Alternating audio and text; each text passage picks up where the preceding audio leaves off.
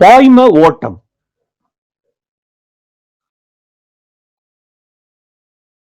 ஒரு குழாயில் தண்ணீர் நெறிப்படுத்தப்பட்டு பாய்கிறது. முதல் படம். இரண்டாவது படத்தில் முழுமையாக திறந்தால் ஏன் கொந்தளிப்பாக மாறுகிறது என்று நீங்கள் எப்பொழுதாவது யோசித்திருக்கிறீர்களா? அல்லது காற்று குகைகளில் விமானங்கள் ஏன் சோதிக்கப்படுகின்றன? இதற்கான பதில் வரிச்சீர் மற்றும் சுழற்சி ஓட்டத்தை புரிந்து கொள்வதிலும் மற்றும் ரெனால்டு எண் எனப்படும் அற்புதமான கருத்தை புரிந்து கொள்வதிலும் தான் உள்ளது. வரிச்சீர் அடுக்குமுறை ஓட்டம். குறுகிய குழாய்களில் தண்ணீர் வரிச்சீர் ஓட்டத்தை சார்ந்துள்ளது. சிறிய தமனிகளில் இரத்த ஓட்டம் வரிச்சீர் ஓட்டம் போன்று உள்ளது. மெல்லிய நுண் குழாய்களில் எண்ணெய் ஓட்டம் வரிச்சீர் ஓட்டமாகும். சீரான ஓட்டத்தில் பாய்ம துகள்கள் வரிச்சீர் எனப்படும் நன்கு வரையறுக்கப்பட்ட பாதைகளை பின்பற்றுகின்றன. சீரான ஓட்டத்தில் பாய்ம துகள்கள் வரிச்சீர் எனப்படும் நன்கு வரையறுக்கப்பட்ட பாதைகளை பின்பற்றுகின்றன. எந்த புள்ளியிலும் திசைவேகத்தின் திசை வரிச்சீருக்கு தொடுகோடாக இருக்கும். 1. ஒவ்வொரு பாய்மத்துகளும் ஒரு திட்டவட்டமான பாதையை பின்பற்றும். இந்த பாதைகள் ஒன்றையொன்று வெட்டாத போது ஒரு திரவ ஓட்டம் வரிச்சீர் ஓட்டமாக கருதப்படுகிறது. இங்கு ஒரு குழாய் உள்ளது. இதில் துகள்கள் ஒரு திட்டவட்டமான பாதையை பின்பற்றுகின்றன. ஒவ்வொரு பாதையும் வரிச்சீர் ஆகும். 2. ஒரு புள்ளியில் ஒவ்வொரு துகளின் திசைவேகமும் நேரத்தை பொறுத்து மாறாமல் இருக்கும். புள்ளி A. இங்கு எந்த துகள் வந்தாலும் அதன் திசைவேகம் 2 மீட்டர்/செகண்ட் ஆகும். புள்ளி B. இங்கு எந்த துகள் வந்தாலும் அதன் திசைவேகம் 5 மீட்டர்/செகண்ட் ஆகும். C என்ற புள்ளி. இங்கு எந்த துகள் வந்தாலும் அதன் திசைவேகம் 3 மீட்டர்/செகண்ட் ஆகும். இப்பொழுது படிப்போம். ஒரு புள்ளியில் ஒவ்வொரு துகளின் திசைவேகமும் நேரத்தை பொறுத்து மாறாமல் இருக்கும். X புள்ளி A வந்தால் 2 மீட்டர்/செகண்ட் என்ற திசைவேகத்தை எடுக்கும்.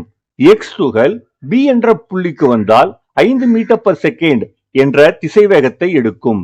X துகள் C என்ற புள்ளிக்கு வந்தால் 3 மீட்டர்/செகண்ட் என்ற திசைவேகத்தை எடுக்கும். ஒரு புள்ளியில் திசைவேகத்தின் மதிப்பு மாறாமல் இருக்கும். 3. ஒரு பாய்மத்தில் உள்ள ஒரு பாதையே வரிச்சீர் என வரையறுக்கப்படுகிறது. ஒரு பாய்மத்தில் உள்ள ஒரு பாதையே வரிச்சீர் என வரையறுக்கப்படுகிறது.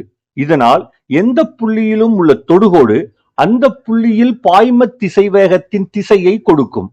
A புள்ளியில் திசைவேகத்தின் திசை அங்கு வரையப்படும் தொடுகோட்டின் மூலம் அறியப்படும். அதே போல B புள்ளியில் வரையப்படும் தொடுகோடு அந்த புள்ளியில் திசைவேகத்தின் திசையை கொடுக்கும். அதேபோல் C புள்ளிக்கும் பொருந்தும். 4. ஒரு நிலையான ஓட்டத்தில் வரிச்சீர் கோடுகள் நிலையான வளைவுகளாகும். அவை ஒன்றை ஒன்று வெட்டுவதில்லை.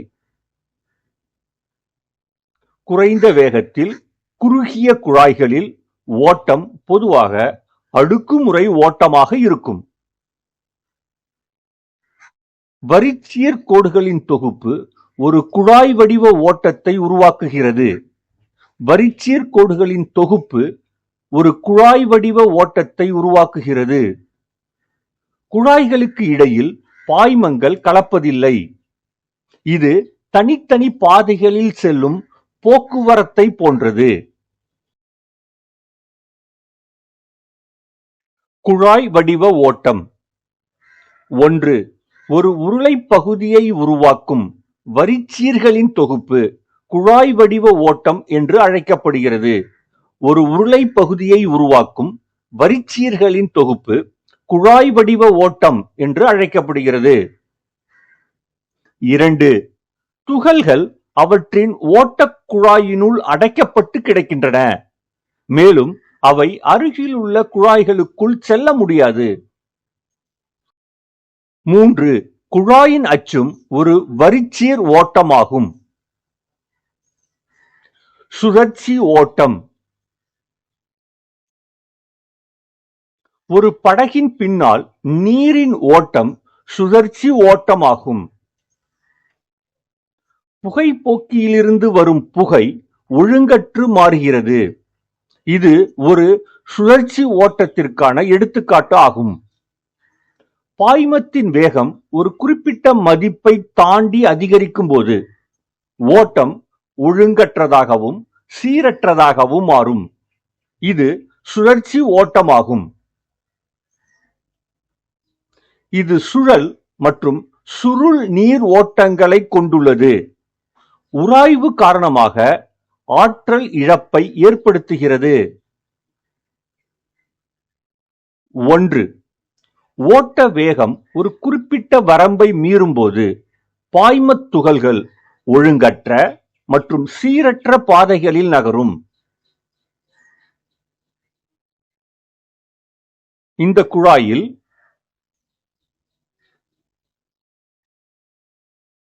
ஒழுங்கற்ற சீரற்ற பாதைகளில் இந்த பாதைகள் மாறிக்கொண்டே இருக்கும். இப்படி இருந்தால் அது சுழற்சி ஓட்டமாகும். 2. ஒரு குறிப்பிட்ட புள்ளியில் துகளின் திசைவேகத்தின் எண் மதிப்பு மற்றும் திசைகளில் தொடர்ந்து மாறிக்கொண்டே இருக்கும். சுழல்கள் மற்றும் சுருள்களால் வகைப்படுத்தப்படுகிறது. எங்கு சுழல் இருக்கிறதோ அங்கு சுழற்சி ஓட்டம் இருக்கும். எங்கு சுருள் இருக்கிறதோ அங்கு சுழற்சி ஓட்டம் இருக்கும். அக உராய்வு காரணமாக ஏற்படும் ஆற்றல் இழப்புடன் தொடர்புடையது. அக உராய்வு காரணமாக ஆற்றல் இழப்புடன் தொடர்புடையது. உதாரணம்: முழுமையாக திறந்த குழாயிலிருந்து நீர் பாயுதல். இரண்டாவது உதாரணம்: வேகமாக செல்லும் வாகனத்தின் பின்னால் காற்று சுழலுதல். மாறுநிலை திசைவேகம் Vc.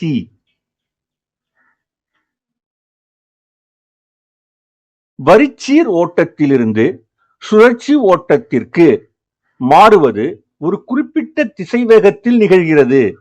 இது மாறுநிலை திசைவேகம் Vc என்று அழைக்கப்படுகிறது. வரிச்சீர் ஓட்டத்திலிருந்து சுழற்சி ஓட்டத்திற்கு மாறுவது ஒரு குறிப்பிட்ட திசைவேகத்தில் நிகழ்கிறது. இது மாறுநிலை திசைவேகம் என்று அழைக்கப்படுகிறது. மாறுநிலை திசைவேகம் Vc திரவத்தின் பாகுத்தன்மை, அடர்த்தி மற்றும் குழாய் விட்டம் ஆகியவற்றால் பாதிக்கப்படுகிறது. மாறுநிலை திசைவேகம் திரவத்தின் பாகுத்தன்மை, அடர்த்தி, குழாய் விட்டம் ஆகியவற்றால் பாதிக்கப்படுகிறது. 1. மாறுநிலை திசைவேகம் என்பது ஓட்டம் வரிச்சீராக இருக்கும் போது உள்ள பெரும திசைவேகம் ஆகும். 2. மாறுநிலை திசைவேகத்துக்கு அப்பால் ஓட்டம் சுழற்சி ஓட்டமாக மாறுகிறது. Vcக்கு கீழ் ஓட்டம் வரிச்சீர் ஓட்டமாக இருக்கும். 3. மாறுநிலை திசைவேகம் திரவ பண்புகள், அடர்த்தி, பாகுத்தன்மை மற்றும் குழாய் பரிமாணங்கள், நீளம் கிடையாது, விட்டம் மட்டும்தான் பொறுத்தது. ரெனால்டு எண் Rc. ஓட்டத்தின் தன்மையை கணிக்க நாம் ரெனால்டு எண்ணை பயன்படுத்துகிறோம். இது அடர்த்தி, வேகம், பாகுத்தன்மை மற்றும் குழாய் விட்டம் ஆகியவற்றை இணைக்கும் ஒரு சமன்பாடு ஆகும். ரெனால்டு எண் அடர்த்தி, வேகம், பாகுத்தன்மை, குழாய் விட்டம் இவற்றை இணைக்கும் ஒரு சமன்பாடு ஆகும். ஆஸ்போன் ரெனால்ட்ஸ் என்பவர் இதை அறிமுகப்படுத்தினார்.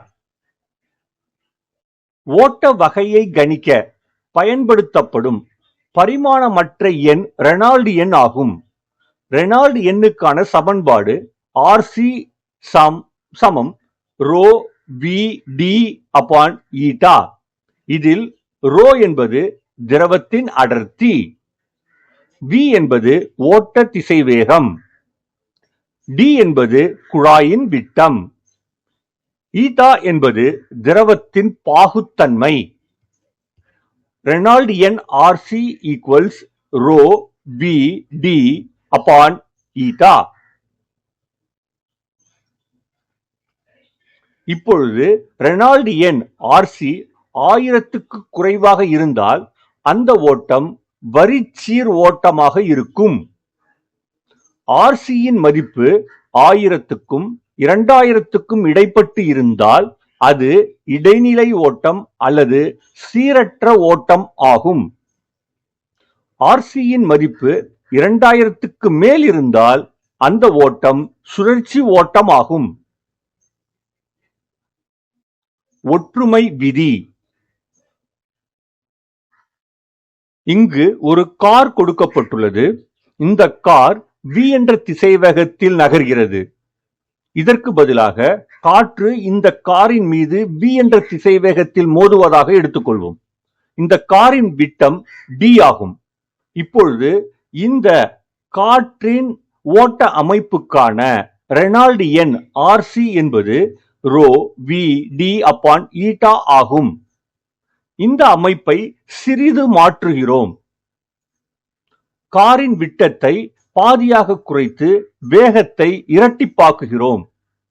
இப்பொழுது இந்த பாய்மத்தின் இந்த காற்றின் ஓட்ட ரெனால்டு எண் RC என்பது row 2v d/2 upon eta.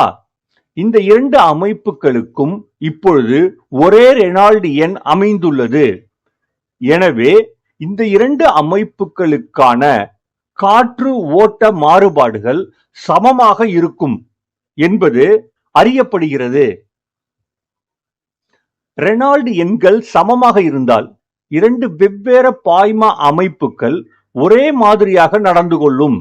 இது ஒற்றுமை விதி என்று அழைக்கப்படுகிறது. காருக்கு பதிலாக நாம் குழாயை எடுத்துக்கொள்ளலாம். முதல் குழாயில் திரவம் v என்ற திசைவேகத்தில் செல்கிறது. அதன் விட்டம் d ஆகும். அதற்கான ரெனால்டு எண் கொடுக்கப்பட்டுள்ளது.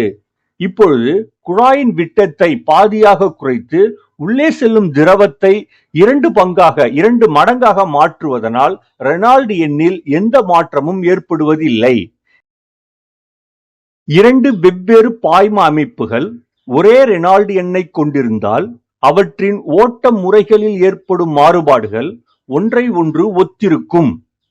இரண்டு வெவ்வேறு பாய்ம அமைப்புகள் ஒரே ரெனால்டு எண்ணை கொண்டிருந்தால் அவற்றின் ஓட்ட முறைகளில் ஏற்படும் மாறுபாடுகள் ஒன்றை ஒன்று ஒத்திருக்கும். 2. பொறியியல் வடிவமைப்புகளில் பரவலாக இந்த ஒற்றுமை விதி பயன்படுத்தப்படுகிறது. பொறியியல் வடிவமைப்பு என்றால் ஏரோடைனமிக்ஸ், கடற்படை, கட்டிடக்கலை முதலியன. 3. காற்று குகைகள் மற்றும் நீர் வழித்தடங்களில் அளவுத்திட்ட சிறு மாதிரிகளை சோதிக்க முடியும். நிகழ்கால பயன்பாடுகள். 1. சிறும உராய்வை கொடுக்கும் அல்லது பெரும வேகத்தை கொடுக்கும் விமானங்கள், நீர்மூழ்கி கப்பல்கள், குழாய் வழிகள் மற்றும் ஆட்டோமொபைல்களை வடிவமைக்க முடியும்.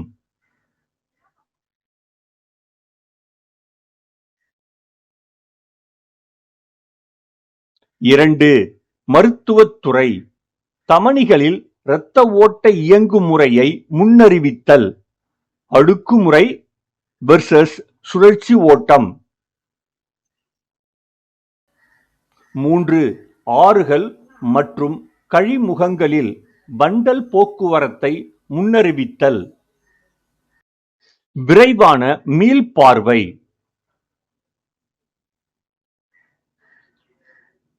வரிச்சீர் ஓட்டம் நெறிப்படுத்தப்பட்டது, கணிக்கக்கூடியது. சுழற்சி ஓட்டம் குழப்பமானது, சீரற்றது. வீசி மாறுநிலை திசைவேகம் மாற்றத்தை தீர்மானிக்கிறது. சுழற்சி ஓட்டமா அல்லது வரிச்சீர் ஓட்டமா என்பதை தீர்மானிப்பது மாறுநிலை திசைவேகம் ஆகும். ரெனால்டு எண் RC ஓட்ட வகையை முன்னறிவிப்பவர். எந்த வகை ஓட்டம் என்பதை தெரிந்து கொள்ளலாம். வரிச்சீர் ஓட்டமா சுழற்சி ஓட்டமா என்பதை தெரிந்து கொள்ளலாம். ஒரே RCயை 2 பாய்ம அமைப்புகள் கொண்டிருந்தால் அவைகள் ஒத்த ஓட்ட இயங்குமுறையை கொண்டிருக்கும்.